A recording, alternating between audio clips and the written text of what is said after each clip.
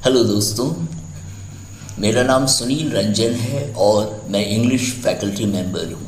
अभी मैं, जैसा कि आप देख रहे हैं, आपके लिए कॉरपोरेट इंग्लिश का वीडियो लेकर आया हूँ। और जैसा कि आप सामने देख रहे हैं, मल्टीनेशनल कंपनीज़ में बोली जाने वाली इंग्लिश कितनी स्मार्ट, कितनी दिलचस्प। अब जैसे दो सेंटेंसेस भी दिए हुए हैं, what all is to be done today, मतलब आज क्या सब किया जाना है, तो what all is to be done today. और दूसरा आप देखते हैं, how will you get it done, मतलब आप इसे कैसे करवा लेंगे। तो इस तरह के सेंटेंस स्ट्रक्चर्स मल्टीनेशनल कंपनीज में या कॉरपोरेट हाउसेस में लोग बोलते हैं और फ्लुएंटली वहाँ के स्टाफ बात करते हैं। तो आपको टेंस का एक अच्छा आइडिया होना चाहिए, तब आपको कोई दिक्कत नहीं होगी। इसलिए टेंस पे आप थोड़ी मेहनत करें और उसके बाद सारे सेंटेंसेस आपको बहुत अच्छी तरह समझ में आने लगेंगे। और आगे भी आप देखते चलेंगे तो आपको नए नए सेंटेंसेस मिलेंगे, तो आप उसको पढ़ें, उसका अभ्यास करें और सोचें कि इस तरह के और भी सेंटेंसेस आप कैसे बना सकते हैं। और मेरा चैनल जो है, जैसा कि आप ऊपर देख रहे हैं, स्टूडेंट फ्रेंडली चैनल है। मतलब मेरे जो वीडियोस होते हैं वो मोस्टली स्टूडेंट्स के लिए ही होते हैं और एजुकेशन से रिलेटेड होते हैं। तो जब आप चैनल को सब्सक्राइब करेंगे तो बहुत सारे ऐसे वीडियोस भी आपको देखने को मिलेंगे जिनको देखकर आपको लगेगा कि अरे ये तो आप पहले जानना चाहते थे लेकिन फिर बीच में भूल गए। तो आप बहुत सारे वीडियोस ऐसे देखेंगे जो आपको बहुत काम आएंगे और आपके करियर में आपकी बहुत मदद करेंगे। और दोस्तों यहाँ देखते हैं, how does it feel working here. और एक बात आपको ध्यान में रखना चाहिए कि जब आप कॉरपोरेट सेक्टर में अप्लाई करते हैं तो आपको इंग्लिश में फ्लुएंटली बात करने आना चाहिए। और यह जो चैनल है, इसके माध्यम से मैं आपको यह सब बताता रहता हूँ।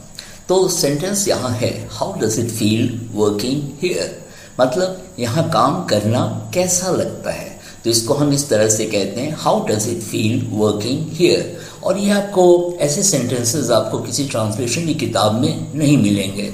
तो आप उपन्यास वगैरह, नॉवेल्स पढ़ेंगे, शॉर्ट स्टोरीज पढ़ेंगे, तब आपको कैरेक्टर्स उसमें ऐसी भाषा यूज़ करते हुए दिखाई देंगे।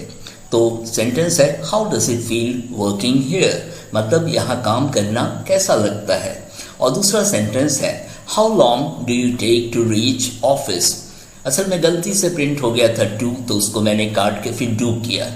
तो सेंटेंस है, how long do you take to reach office, मतलब तुम्हें ऑफिस पहुंचने में कितना समय लगता है। तो हाउ लॉन्ग यहाँ समय के लिए है।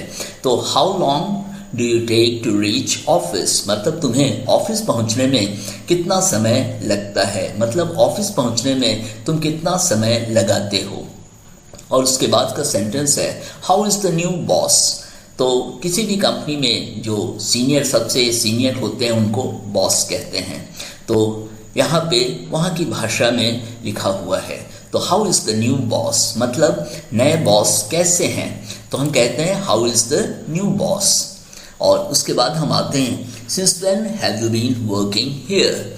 Since when have you been working here. आप प्रैक्टिस करेंगे, खूब बोलने का अभ्यास करेंगे, तब आपकी ज़ुबान पे यह भाषा आ जाएगी, यह लैंग्वेज आ जाएगा, यह सेंटेंस आ जाएगा और तब आप फर्राटे से इंग्लिश में बात करने लगेंगे।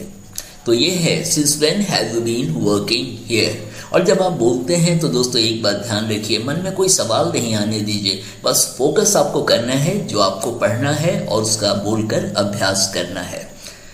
तो यहाँ हम देखते हैं, since when have you been working here, मतलब तुम यहाँ कब से काम करते रहे हो। और ग्रामेटिकली आप देखें तो ये प्रेजेंट परफेक्ट कॉन्टिन्यूअस है। तो since when have you been working here, मतलब तुम यहाँ कब से काम करते रहे हो। तो सिंस व्हेन मतलब कब से। और लास्ट सेंटेंस इसमें है, when is the meeting going to start. When is the meeting going to start, मतलब मीटिंग कब प्रारंभ होने जा रही है। मीटिंग की हिंदी में सभा लिख सकता था, लेकिन सभा कॉमन वर्ड नहीं है, इसलिए मीटिंग वर्ड मैंने लिखना सही समझा, क्योंकि आपको कम्युनिकेटिव भी होना है ताकि आपकी बात दूसरे लोग समझें और उनको समझने में आपकी बात देर ना लगे। तो मीटिंग बहुत कॉमन वर्ड है, हिंदी में भी मीटिंग लोग बोलते रहते हैं। तो when is the meeting going to start, मतलब मीटिंग कब प्रारंभ होने जा रही है, मतलब मीटिंग कब स्टार्ट होने जा रही है।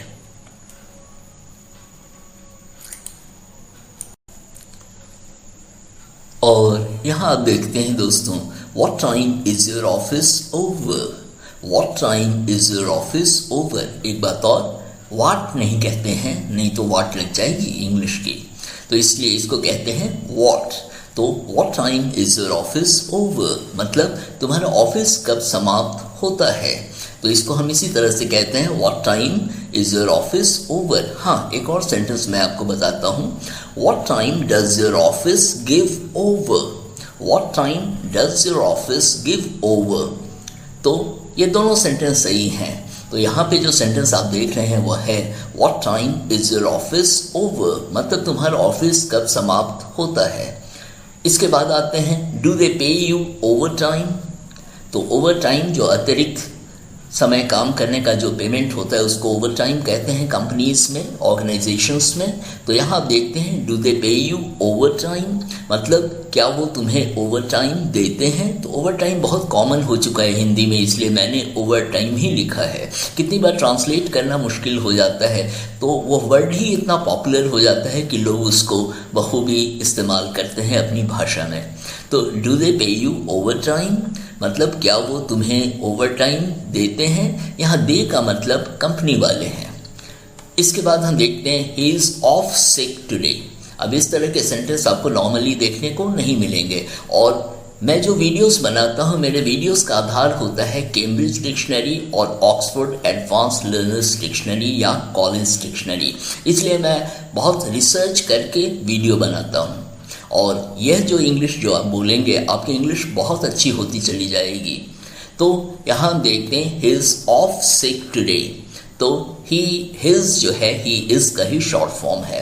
तो he is of sick today, मतलब बीमार होने के कारण आज वह अनुपस्थित है। ही इज ऑफ मतलब ड्यूटी पे नहीं है, तो बीमार होने के कारण आज वह अनुपस्थित है। तो बार बार आप जब बोलेंगे, जब अभ्यास करेंगे, तब आप इस सेंटेंस को बहुत अच्छी तरह बोल पाएंगे। उसके बाद सेंटेंस है, I have left the file on your desk, I have left the file on your desk. तो आई जो है आई हैव का ही शॉर्ट फॉर्म है। तो I have left the file on your desk, मतलब मैंने फाइल को तुम्हारे डेस्क पे छोड़ दिया है, मैंने फाइल को तुम्हारे डेस्क पर छोड़ दिया है। अब हम देखते हैं, लास्ट सेंटेंस है, can I see the report, can I see the report. और क्वेश्चन है तो क्वेश्चन करने के अंदाज में बोलना भी चाहिए, इसलिए can I see the report मतलब क्या मैं रिपोर्ट देख सकता हूँ। तो हम कहेंगे can I see the report, क्या मैं रिपोर्ट देख सकता हूँ।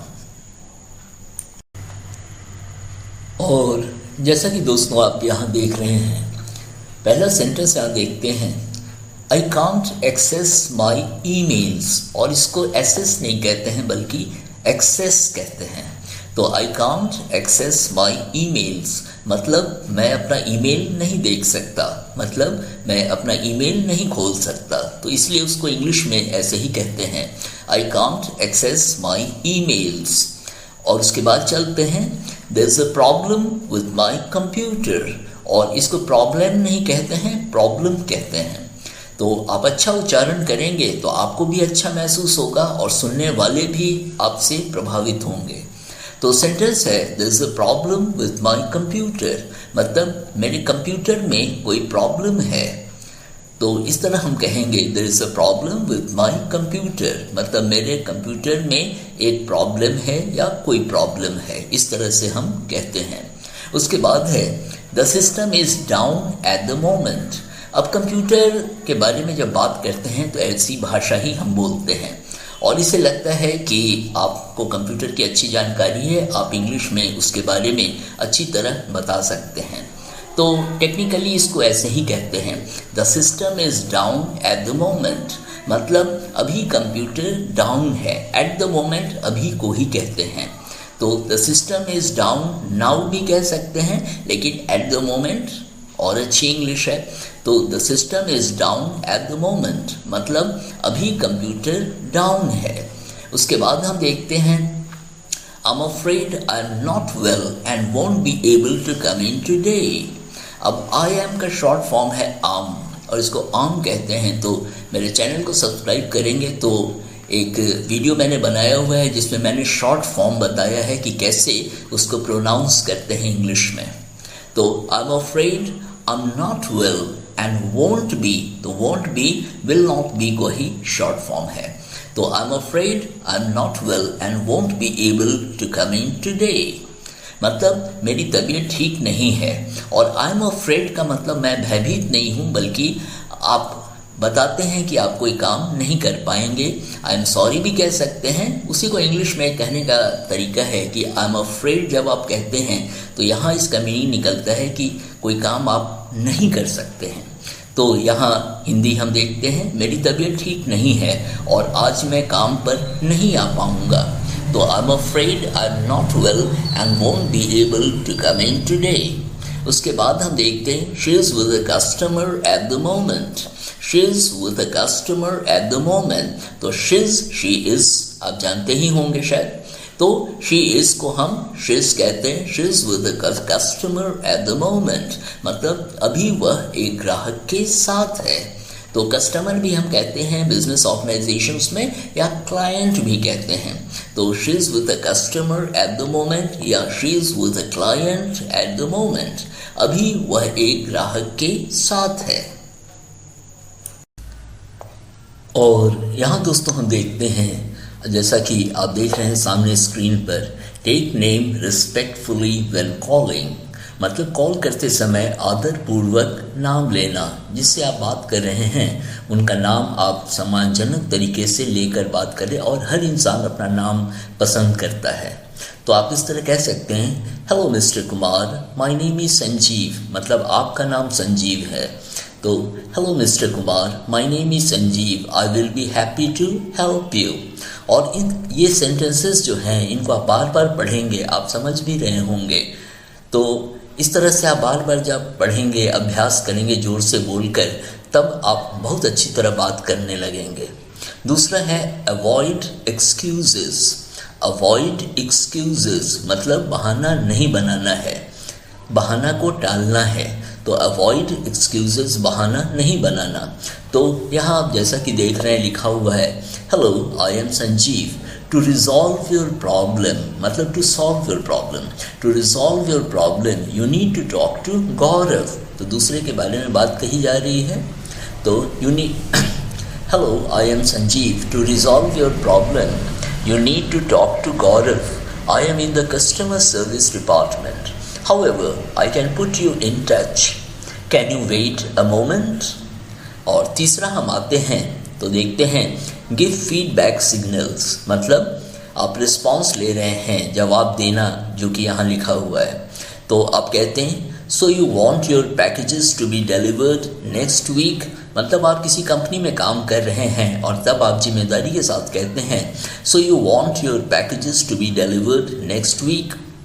और दूसरा सेंटेंस है just a moment let me check the delivery date. Just a moment let me check the delivery date. और लास्ट में जैसा कि आप देख रहे हैं अप्लाई कन्वर्सेशनल स्किल, मतलब कुशलता से बात करना, मतलब अपनी कुशलता आपको दिखानी है बात करने की। तो यहाँ देखते हैं when would you like us to deliver your packages to you.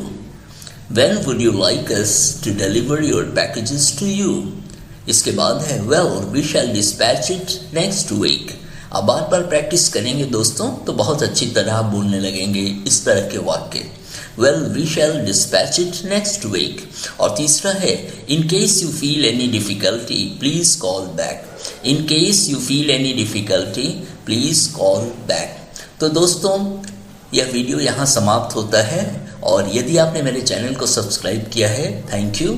यदि आपने नहीं किया है और मेरे चैनल को आप सब्सक्राइब करेंगे तो बहुत सारे ऐसे वीडियोस आपको देखने को मिलेंगे जिनसे आपको बहुत कुछ सीखने को मिलेगा। और मैं कोशिश करता हूं कि हर वीडियो को क्वालिटी वीडियोस बनाकर आपके सामने लाऊं। Thank you.